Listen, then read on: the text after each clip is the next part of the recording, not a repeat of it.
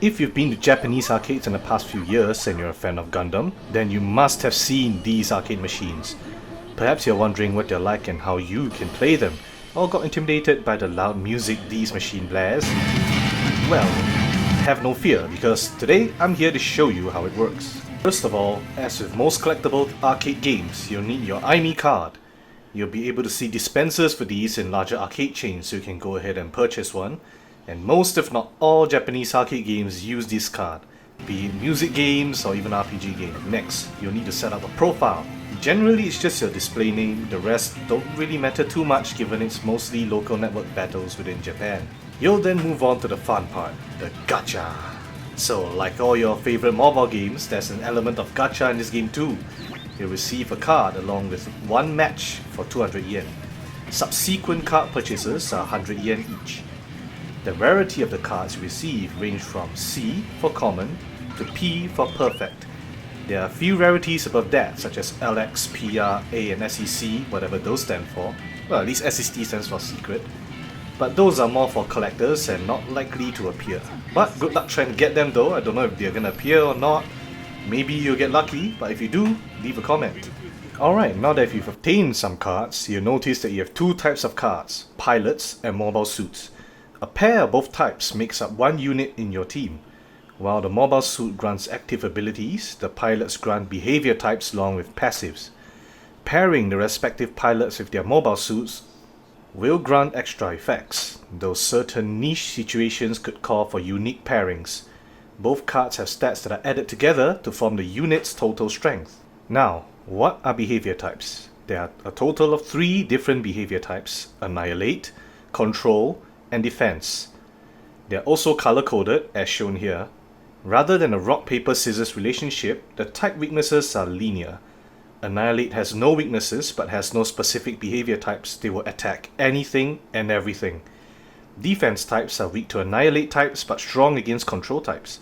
However, defensive pilots will not leave the base and will only move between the left and right zones of your base. Control types, contrary to how you might think for RPG players, are more like assassins rather than crowd control units.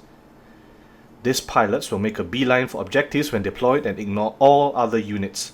They are weak to defensive pilots but strong against the base. With a good Annihilator paired with a control unit, you could instantly take down an objective. In a way, you control your opponent's behavior with control pilots. After you pass the card purchases, you'll be brought to mode selection, and thankfully there's English in the banner, so that should be self-explanatory. First, battle mode selection, as you would expect, brings you to the gameplay types where you can participate in. Rank match shouldn't need any explanation, but challenge mode is basically a scenario mode where you're given part of a story, and you're given restricted units you can play with and assign. So your own cards are not much use here. But still, it is a challenge because they're restricting your freedom as to what you can use in this scenario.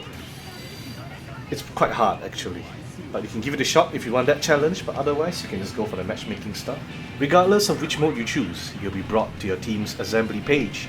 This is where you place your cards if you haven't already, with your mobile suits on the top row and pilots on the bottom. If you're unsure, you can just randomly match the pilots and mobile suits to start the game, so you can get a feel of how it plays first. Just make sure you have a mix of the behavior types, because if you have like 5 defensive units, you literally can't. Alright, so once the game starts, you notice on the bottom left, your units are lined up in a neat row along with a cost indicator. If you've played games like Clash Royale, you'll be familiar with what this does. You gain cost points over time and can use them to deploy your units by dragging and dropping them to the lane you want them to be in. At the very bottom, you will see a green bar called the SP gauge. This will allow you to use your mobile suit's ultimate attack. You'll need to time the SP gauge bar as it builds to be as high as possible by pressing the big glowing button on the right of the machine. The cost is indicated when it's ready in the format of SP and a number. You can also cast your pilot skills by paying cost points. In exchange for delaying deployment, you'll be able to use buffs, snipes, or other forms of skills. All in all, much of this game is actually based on resource management and strategy. On the bottom right of the map, you can see 2 images. These are special buffs that you can assign after you reach a certain rank that grants a variety of different effects. From strengthening certain unit types to health recovery, these can only be used once per match. After playing for a bit, you'll notice that when a timer hits 60 seconds, a banner appears. This basically accelerates your cost point generation, allowing for much more aggressive plays to encourage ending the game. The music also changes when this mode is active, and there are many iconic themes and openings you'll recognize if you're playing the cards from their respective series. Oi, that's not good. Despite that, if you're starting off and get matched with a player with well-matched cards, you're likely to lose. But that's just the way it is. For a collectible card game, there will always be a certain power level, and someone who has theory crafted and obtained the best combinations has an inherent advantage. But you can still enjoy the game regardless, and it's really cool when you obtain a new card and get to try it. Even more so when you match certain pilots with unconventional mobile suits, like maybe Hero Yui piloting the Freedom Gundam, I don't know, stuff like that. Maybe even Gundam Exia. It's a pretty good game overall, all the more for Gundam fans because you get to own a physical copy of the units you played with. Kinda like memorabilia. And in a way, well actually it's more like Mesastar, or now it's Frenda, Pokemon. Because you really get, you get to bring it home, you don't have to leave it in Japan. That's kind of a thing here. But now that I've explained all that, these are just the basics. If all of that sounds interesting to you, you can now try this super cool Gundam game that's not available anywhere else in the world. There's so much more stuff like UT tickets, clans and all that, but given you're likely staying only for a limited time, you might not have the chance to fully make use of these features, so I'm not going to delve into that. Regardless, good luck with your pulls and have fun. Bye. Bro, I can deploy my own attacker.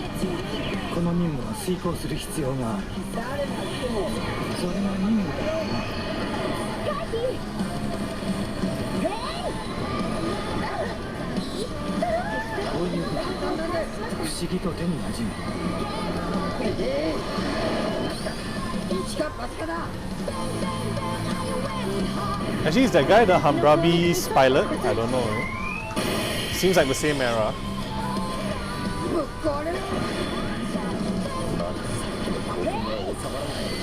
Let me show you what a real attack is, dude.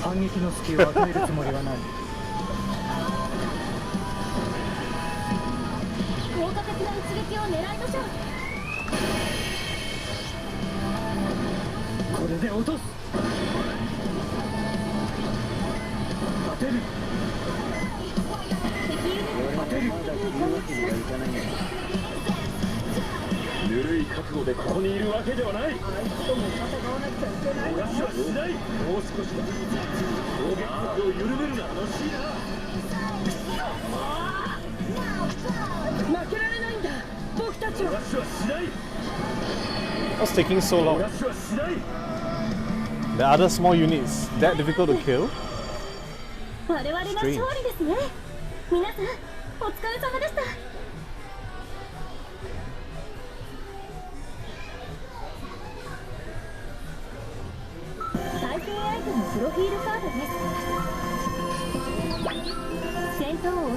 Rank up, let's go!